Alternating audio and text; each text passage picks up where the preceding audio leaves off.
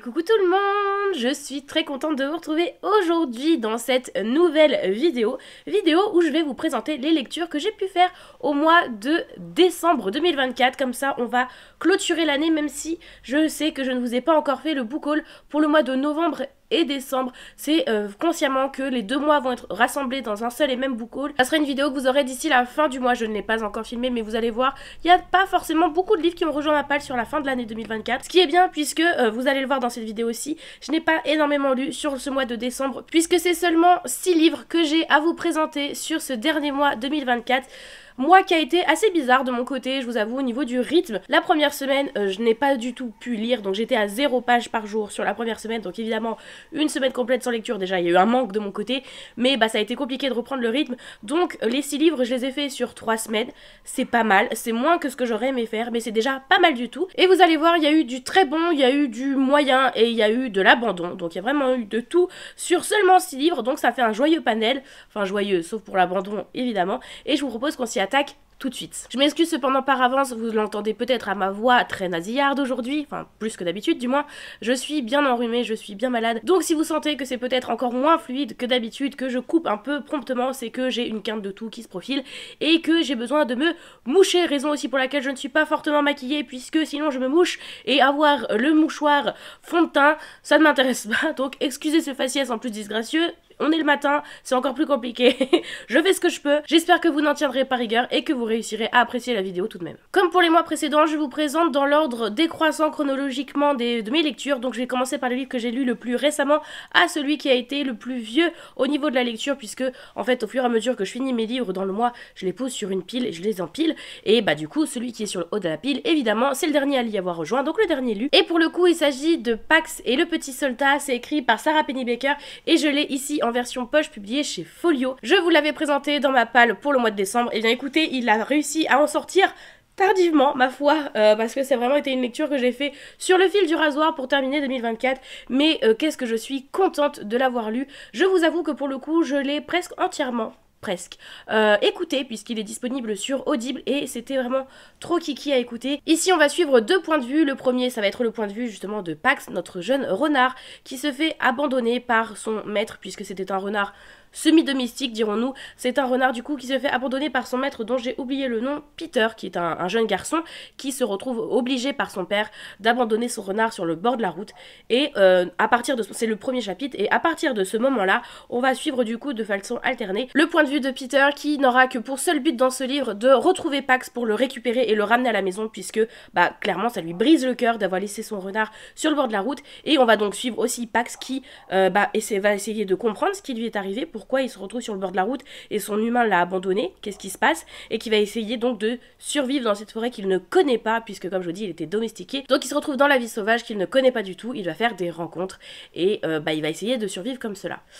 C'est un livre très poignant, c'est vraiment un livre très très dur, très touchant, cependant beaucoup moins triste. Franchement, je vous avoue que je m'attendais à ce qu'il soit plus triste. Il est triste, parce que ça commence quand même sur un abandon d'animal, mais il n'en reste pas moins avec des beaux messages derrière. On va avoir du coup Peter qui va faire une fugue concrètement, parce qu'il est tout jeuneau. Il va faire une fugue pour essayer de rejoindre Pax, qui du coup, il se souvient vaguement d'où il a été abandonné, mais ça fait quand même une bonne quantité de kilomètres à avaler. Donc il va partir un petit peu avec pas grand chose, on sent que c'est un enfant qui sait pas quoi prendre avec lui pour faire une fugue, et il va faire des rencontres durant son périple. Il va rencontrer notamment un personnage que j'ai beaucoup aimé, qui est très en couleur, très marqué au niveau du caractère, qui est très impactant et très important pour le développement du personnage de Peter.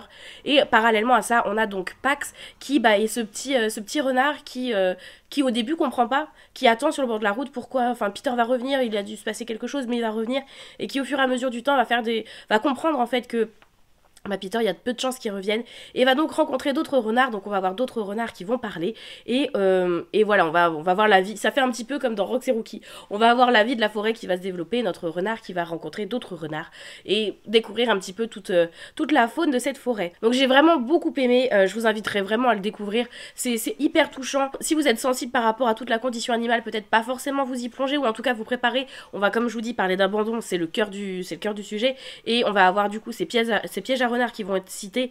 C'est pas forcément Jojo, si vous savez que vous êtes sensible sur ce genre de sujet, peut-être éviter, mais sinon vraiment c'était tout mignon, tout poupi, et c'est triste, mais en même temps, il y a du beau, ça finit pas juste triste, ça finit bien, et il y a une suite, et je suis très curieuse de découvrir la suite. En tout cas, ça a été une superbe découverte, donc merci beaucoup à Claudia qui me l'a offert, et bah merci à vous de me l'avoir recommandé, parce que c'est suite à vos recommandations que je l'avais mis dans ma wishlist. Juste avant, j'ai lu un livre que je suis contente d'avoir terminé, puisque c'était la seconde tentative de lecture pour The Sword of Kaigen, écrit par M.L. Wang, et là c'est de l'auto-édition, puisque je l'ai en anglais, mais qu'il paraît très prochainement aux éditions Calix en français, sur une couverture qui est tout autre. On n'est plus sur une couverture sur des tons chauds en français, une couverture rouge, jaune, orangé. Je vais essayer de vous mettre, si je peux essayer de vous la mettre vite fait ici, ce serait pas mal. En tout cas voilà, de mon côté, je l'ai lu en anglais avant sa sortie française, c'était un petit peu ma deadline. J'avais essayé de le lire une première fois en octobre, je crois, octobre ou novembre. Octobre. Et je l'avais abandonné parce que j'étais pas dans le mood. C'est un livre qui est quand même très demandeur, très dense au niveau de son récit, et j'étais pas du tout dans le mood à ce moment-là. Donc je l'avais mis de côté en sachant que j'allais y retourner. Et bien écoutez, ça a été chose faite en janvier, puisque je vous avais dit que j'avais pas tiré de livres dans ceux que vous m'imposez pour le mois, vu que j'en avais deux que vous m'aviez donné et que je n'avais pas lu. Celui-ci en faisait partie, et donc je suis très contente de l'avoir lu. Et comme en plus il y a la sortie française qui arrivait, je m'étais dit vraiment double raison de bien le lire au mois de janvier, et je suis contente de l'avoir fait puisque ça a été une super lecture. En plus de la maladie, nous avons un Uta tout excité, donc ça va être compliqué, je sens ce tournage. Mais donc du coup, je vous disais que je suis contente de l'avoir lu, puisque ça a été une super lecture. Pas un coup de cœur comme ça a pu l'être pour beaucoup de personnes en VO, mais une super lecture. Je me rends compte que ça va être dur de vous le résumer en fait, parce que c'est tellement dense au niveau des informations. En gros, je vais partir sur un mi-résumé, je vais même pas essayer de le faire bien, parce que je pense que si j'essaie de bien le faire, il va ressembler à rien, donc on va essayer de le faire à la Wall Again. Ici, en gros, on est dans l'empire de Kaigen, donc je sais pas comment ils vont traduire ça en français, écoutez, dans l'empire de Kaigen, et on est surtout centré sur une petite ville en haut d'une montagne au bord d'un océan qui est régie dans un système très ressemblant au Japon féodal, avec une famille très importante. C'est des familles, c'est pas vraiment des clans comme on peut le connaître en Écosse, c'est des familles, mais ça ressemble un petit peu au système clanique. Et du coup on va voir cette famille qui va être très forte.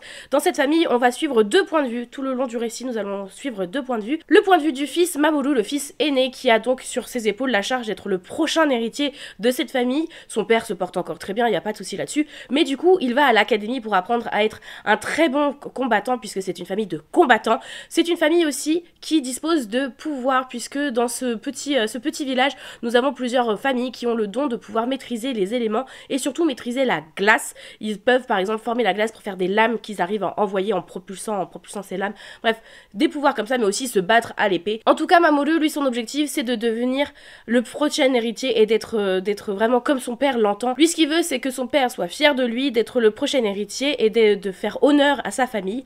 On va aussi suivre en parallèle sa mère, dont j'ai déjà oublié le nom. Comment elle s'appelle, maman ? Misaki. Misaki, c'est donc la mère de Mamoru, c'est la femme du coup du chef de la famille.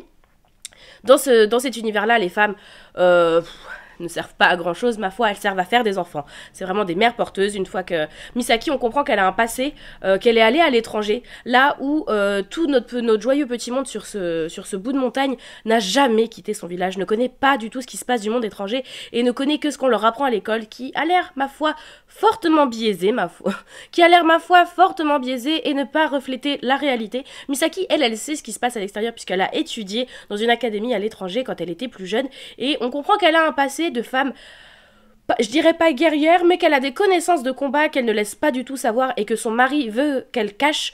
Voilà, elle maintenant, c'est une femme bien rangée, c'est la femme du clan Matsuda et c'est tout ce dont elle sert. Sauf qu'un beau jour, un père et son fils étrangers vont arriver pour installer l'équivalent de l'électricité en fait, puisque l'électricité visiblement existe dans d'autres royaumes voisins, mais pas ici, dans notre petit bout de montagne.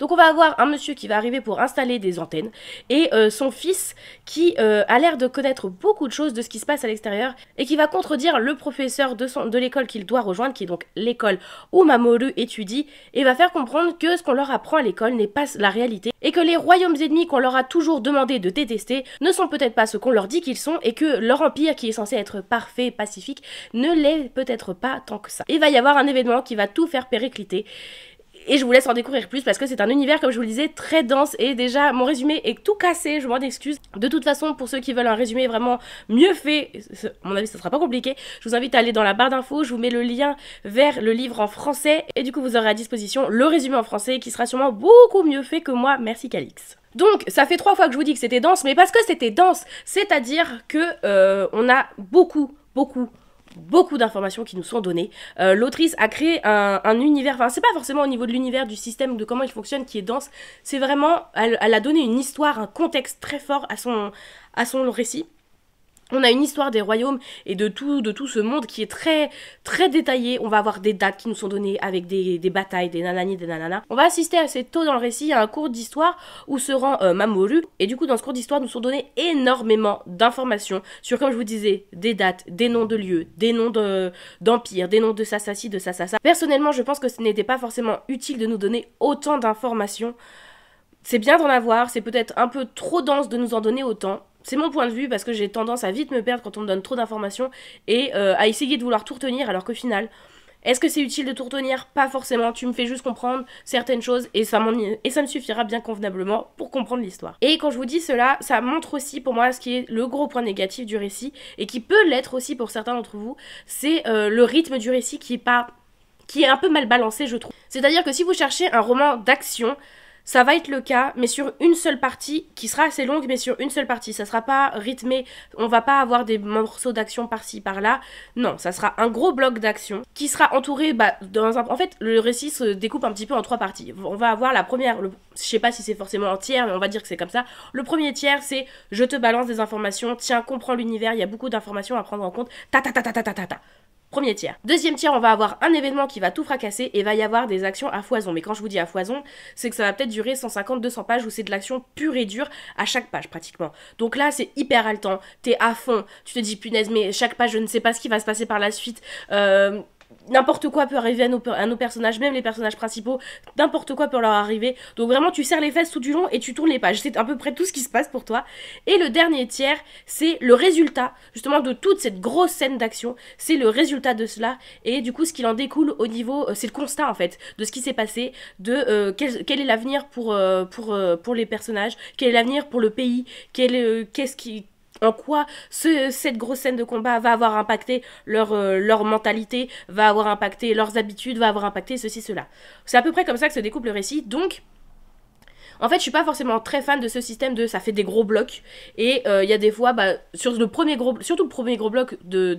Je te donne des informations à foison, c'est celui avec lequel j'ai un peu plus de mal, donc j'aurais aimé limite qu'on ait déjà qui soient un petit peu entrecoupés de scènes plus légères, c'est pas forcément le cas, c'est dommageable selon moi, mais c'est pas grave, mais juste préparez-vous à ce que ça soit assez compartimenté comme ça, mais il n'empêche que c'était très chouette. On va avoir des personnages hyper forts, et pas forcément ceux qu'on s'attend, on va avoir des personnages... Il y a des personnages que j'ai adoré détester. C'est-à-dire que j'avais envie de leur faire bouffer du charbon, hein, mais brûlant le charbon, bien mange ça. D'autres personnages où tu te dis, toi j'arrive pas à savoir si je suis censée bien t'aimer, si je suis censée te détester, si je suis censée me méfier.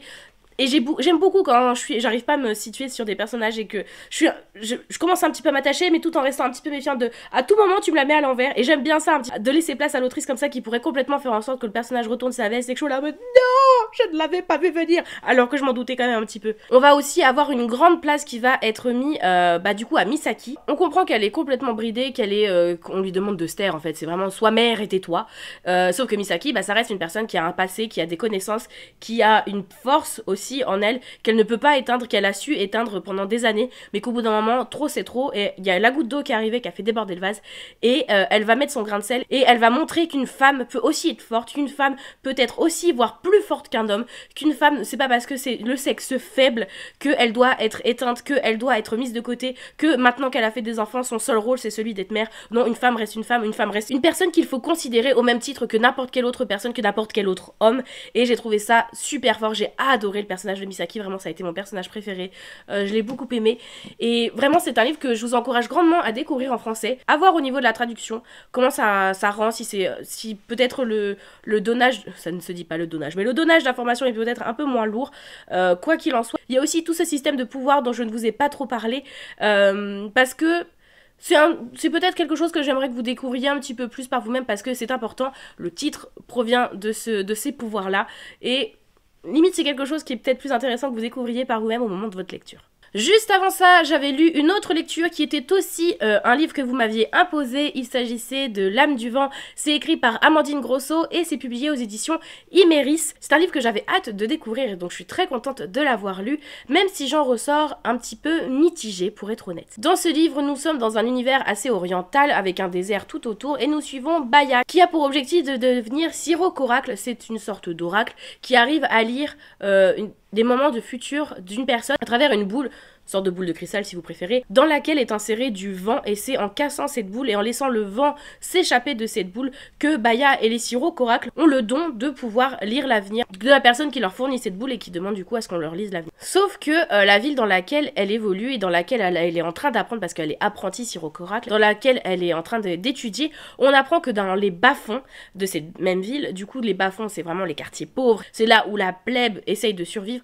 une maladie est en train de se développer, mais une maladie qui est en train de transformer les gens en affamés, c'est-à-dire qu'ils s'entre-dévorent. Ça crée des cannibales très excessifs, c'est-à-dire que vraiment ils se dévorent entre eux, ils attendent même pas d'en avoir la nécessité, c'est une envie, ils ont tout le temps faim, d'où le terme d'affamé, et on a cette maladie qui se développe très rapidement et qui est en passe de peut-être dépasser les bas quartiers pour rejoindre les quartiers qui ne sont plus ceux qu'on essaye de cacher, mais vraiment les quartiers communs, et du coup arriver peut-être même encore plus haut au niveau des nobles et des têtes pensantes de cet univers. Et c'est quelque chose du coup que Baya voudrait essayer d'éviter. Elle voudrait essayer de faire en sorte de contrecarrer cette maladie, trouver l'antidote pour soigner ces personnes, pour faire en sorte que les affamés arrêtent d'exister et stopper tout ça. Et pour ce faire, elle comprend qu'elle est obligée de partir en quête de quelque chose, d'une sorte de légende dont on a toujours entendu parler mais que personne n'a vraiment vu, qui sera du coup l'élément central pour réussir à faire cet antidote et à soigner ces affamés pour empêcher que la maladie se développe. J'ai pas envie de vous en dire plus parce que le résumé est pas forcément extrêmement long derrière dans tous les cas, donc je vais m'arrêter là. Je vous disais que j'étais assez mitigée et effectivement j'ai beaucoup aimé l'univers, je l'ai trouvé très cool. Il y a vraiment des choses très intelligentes. Déjà tout ce système d'oracle où c'est le vent, c'est vraiment le vent qui soit enfermé dans une boule de cristal mais aussi qu'il soit en tant que vent lui-même, qui est cette entité qui promet de pouvoir lire l'avenir, mais en même temps qui a ce côté positif de à travers moi vous pourrez lire l'avenir, mais qui a aussi ce côté négatif de vous pouvez vous perdre en moi. Vous pouvez, je peux avaler votre avenir et vous faire oublier qui vous êtes et vous rendre légumineuse. Il y a aussi ce vent a cette double facette que j'ai beaucoup aimé, j'ai trouvé ça très intéressant, dans le sens où à forcément chercher à savoir ce qu'il en sera, on en oublie qui on est actuellement. Et j'ai beaucoup aimé cette idée-là. Il y a des idées très intelligentes dans ce roman. On va avoir la personnification des regrets, des remords, et j'ai trouvé ça hyper intéressant. C'est vraiment, on va personnifier un combat interne, c'est-à-dire là où on va avoir des combats internes de l'introspection par exemple qu'on peut faire assez régulièrement nous comme des mortels. Ici on va avoir Baya qui va se battre contre des regrets, donc des regrets qui sont personnifiés, et elle va se battre contre eux pour montrer vraiment que c'est un combat qu'elle mène et qui est compliqué et que c'est des regrets qui vont avoir aussi de quoi se battre, qui vont avoir des arguments pour se battre contre elle, et c'était vraiment hyper intéressant, ça j'ai adoré. Il y a aussi des moments, des passages qui sont très jolis, avec une belle plume, et ça c'était vraiment chouette. Il y a des citations qui sont très très belles. Je suis pas forcément quelqu'un qui retient les citations de ses lectures, c'est pas ce que je recherche dans ma lecture, mais je me dis que si vous êtes du style à aimer à chercher des belles citations dans un bouquin, dans celui-ci, vous pourrez en trouver très facilement. Vraiment, l'autrice a une belle plume, mais... Et c'est là que le côté mitigé arrive. Justement, la plume, ça a été pour moi le gros point négatif aussi. Je sais, ça peut paraître bizarre parce que juste avant, je vous dis que c'est une belle plume, mais en même temps, c'est une belle plume qui se veut trop belle. Je m'explique. Dans le sens où il y a trop de fois où l'autrice, je trouve, cherche à faire de belles phrases. Mais justement, au profit du fond, elle privilégie la forme en faisant des très belles phrases avec des mots alambiqués, des tournures de phrases alambiquées. Mais on en oublie le fond, on en oublie vraiment ce qu'on cherche à nous dire. Et il y a plusieurs fois où je me suis dit, mais en fait, cette phrase n'apporte rien au niveau du fond. Elle est peut-être jolie, mais elle n'apporte rien. Et ça casse totalement la fluidité du roman, puisque on va avoir une scène où il va se passer des choses importantes, que ça soit au niveau de la révélation, au niveau de l'action, au niveau de ce qui en découle. Bref, c'est une scène importante quand même, on le sent, et du coup les choses s'enchaînent, tu cherches à ce que les choses s'enchaînent parce que c'est page turner, et là tu vas avoir plusieurs phrases où c'est l'autrice qui va juste faire des belles phrases mais qui vont complètement casser le rythme, et t'es là, attends quoi? Attends, est-ce qu'elle... Enfin, personnellement, c'est ça, je me suis posée en me disant, est-ce qu'elle sert à quelque chose cette phrase? Non, pas forcément. Allez, j'ai pas le temps en fait. Et j'ai trouvé ça très dommage parce que j'ai l'impression que c'était l'autrice qui s'auto-sabotait en faisant ce genre de phrase et en cassant le rythme de son roman. Et j'ai trouvé ça dommage parce que bah ça m'a un petit peu gâché ma lecture à plusieurs reprises, et ce qui fait que j'en ressors quand même assez mitigée, et qu'il y a des fois j'ai trouvé ça lourd. J'étais là, bon, je rame quand même pour en arriver à sortir le fond de ce qu'elle essaye de me dire. À vouloir faire bien, des fois on fait trop, et c'est dommage. Là c'est un petit peu le cas, et c'est pour ça que j'en ressors assez mitigée, mais mais convaincue de l'univers que j'ai trouvé vraiment très chouette, très bien réfléchi, avec des très bonnes idées. Donc c'est pour ça que, comme je vous dis, c'est pas une mauvaise lecture, c'est une lecture qui... La plume. Juste avant par contre, j'ai fini ce qui était notre lecture commune du mois de décembre, qui a été une super lecture. Il s'agit du tome 1 du manoir de Castle Cats. C'est écrit par Alain Tépuy-Ségur et c'est publié aux éditions Scrinéo. Regardez-moi cette beauté, il est trop beau. Et ici on est dans un univers, concrètement si on devait le résumer en quelques mots, c'est un Harry Potter avec des chats. Voilà, tous nos protagonistes sont des chats. Nous avons d'autres animaux, mais nous n'avons pas d'humains et nous ne suivons que des chats. Et on va principalement ici suivre Kovan, qui est un jeune chat qui cherche à intégrer le manoir de Castle Cats, qui est une sorte d'académie de magie, puisque nous sommes dans un univers, effectivement, où nous avons de la magie. Et donc on a notre jeune Kovan, qui est un chat un petit peu particulier, puisque c'est un chat qui a des poils, mais aussi des écailles, qui sont mélangées avec son pelage. Voilà, on nous le décrit comme ça, on ne sait pas forcément ce que ça implique. Mais Kovan, il va donc partir pour passer l'examen d'entrée pour le manoir de Castle Cats. Durant son périple, il va faire la rencontre de... J'ai mangé son nom. Je vais vous la montrer. Hein. De Bruine. Il va faire la rencontre de Bruine. Donc vous avez Kovan et Bruine. Donc il va faire la rencontre de Bruine qui part elle aussi pour passer l'examen d'entrée au manoir. Et ils vont donc y aller tous les deux. Et donc cet examen, ça va être sur plusieurs étapes qu'ils vont remporter tous les deux. Ils vont donc intégrer ce manoir. On va cependant comprendre qu'il se passe des choses pas très nettes au manoir et qu'il y a une sorte de menace qui a l'air de planer sur ce manoir et des gens qui ont l'air de vouloir saboter cette académie. Je ne vais pas vous en dire plus puisque c'est un roman qui se dévore et qui est intéressant de découvrir, comme tous les livres, c'est toujours intéressant de les découvrir. Mais là, j'ai pas envie de vous en dire plus parce que je pense que déjà, ne serait-ce que vous dire que ce sont des chats qui vont dans une académie de magie, c'est déjà bien assez vendeur à lui tout seul. Et effectivement, ça a été suffisant pour moi et j'ai adoré ce bouquin. Donc comme quoi, des fois, il faut se suffire de peu pour faire de belles découvertes lecture. J'ai vraiment beaucoup aimé, c'est trop poupi de suivre des chats, bah déjà c'est trop cool, hein. Si vous aimez les chats, il n'y a pas de raison que vous n'aimiez pas. L'écriture est intelligente puisque on va avoir très souvent des expressions humaines qui sont propres à l'homme, qui vont être ici réécrites pour être à la sauce chat. Je sais, j'ai pas d'exemple à vous donner, j'en ai pas, comme je vous dis, je note pas les citations, c'est dommage, j'aurais pu vous en retrouver une, mais c'était vraiment très intelligemment fait et j'ai beaucoup apprécié. Et puis cette menace qui plane un petit peu sur ce manoir, on veut savoir ce que c'est, parce que ici c'est qu'un tome 1 sur une saga qui sera en 4 tomes, donc il y a déjà 2 tomes de sortie, il faut vraiment que je lise le 2, il y a le tome 3 qui arrive incessamment sous peu en plus je pense. Va vraiment falloir que je me penche sur le tome 2 parce que cette fin... J'ai trop envie de savoir ce qui va se passer, j'ai trop envie de savoir ce que ça implique, cette menace sur le manoir, qu'est-ce que c'est, pourquoi, quel est, qui, pourquoi, comment, qu'est-ce qui se passe, je veux en savoir plus. Et puis notre protagoniste Kovan, il est trop kiki parce que c'est un chat qui est mystérieux, comme je vous dis, il a des écailles, donc il est spécifique en d'autres points, c'est-à-dire qu'il n'a pas de griffes, et dans leur univers les griffes sont extrêmement importantes, puisque c'est à travers elles qu'ils sont capables de faire de la magie. Donc comment Kovan arrive à intégrer une école de magie sans avoir de griffes qui, comme je vous le disais, est nécessaire pour faire de la magie. Je vous laisse le découvrir. En tout cas, c'était une très belle lecture. J'ai beaucoup aimé. Ça reste jeunesse, c'est adolescent, jeunesse, mais ça n'en reste pas moi tellement poupi, et même adulte, hein, on l'apprécie tout autant. Vraiment, il n'y a aucun souci là-dessus. Mais je me dis que si vous avez des jeunes autour de vous, ça peut être aussi un super cadeau à leur faire, ou en tout cas une belle lecture à faire ensemble. Et moi je suis partie pour retourner au manoir de Castle Cats en essayant de me procurer le tome 2 très rapidement. Juste avant ça, par contre, était une déception que je n'ai pas terminée. Ça a été mon abandon du mois. Il s'agit de Un Noël à Christmas. C'est écrit par Tracy Andreen et c'est publié chez Hachette Roman. Il s'agit d'un service de presse que j'ai reçu de la part de maison d'édition que je n'ai pas apprécié du tout. Je me suis arrêtée, je sais plus combien de pages j'ai dû lire, une centaine de pages peut-être. Sachant qu'il est pas bien gros, hein, il fait 300 pages, donc on va dire que j'ai lu à peu près un tiers du bouquin. En gros, concrètement, ici, on suit notre jeune fille qui s'appelle Finlay, je ne me souviens même plus des noms, qui s'appelle Finlay. Elle est née dans la ville de Christmas.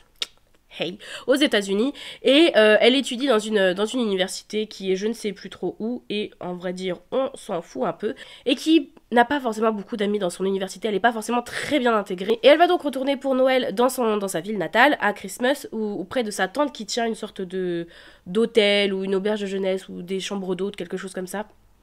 Ellie y retourne et on apprend qu'elle a falsifié le site de sa commune justement pour faire comme si la ville de Christmas était une ville qui était très portée sur Noël, où il y avait vraiment plein d'événements relatifs à Noël. Vraiment, Noël c'est leur grosse période, il s'appelle Christmas et c'est aussi parce que il y fait bon de faire ses vacances de Noël là-bas. Et elle va avoir un camarade de classe qui va s'être fait avoir par cette pub mensongère qu'elle a fait et qui va donc venir avec sa tante à lui. Je crois que c'est sa propre tante. Elle, c'est sa grand-mère, peut-être, qui tient la chambre d'hôte. On s'en fout.